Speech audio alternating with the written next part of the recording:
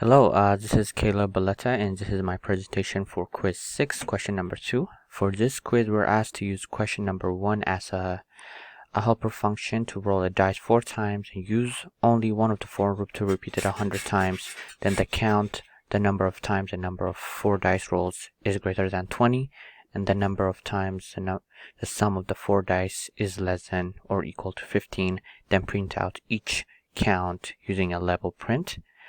And here's the code right here.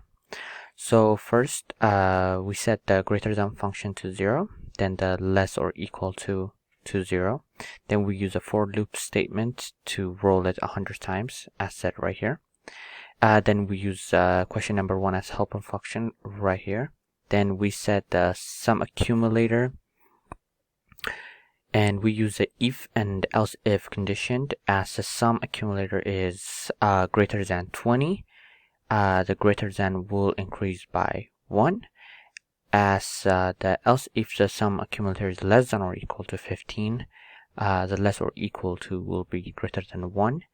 Then we said print the sum of the 4 dice roll is greater than 20. We'll set that to greater than, and the sum of that is less than or equal to 15. We'll set that to less or equal. Then we run that function. As you can see.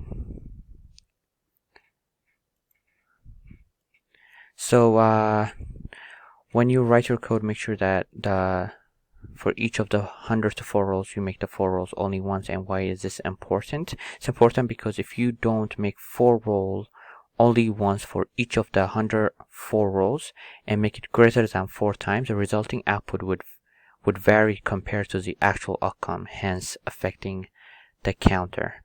Thank you so much.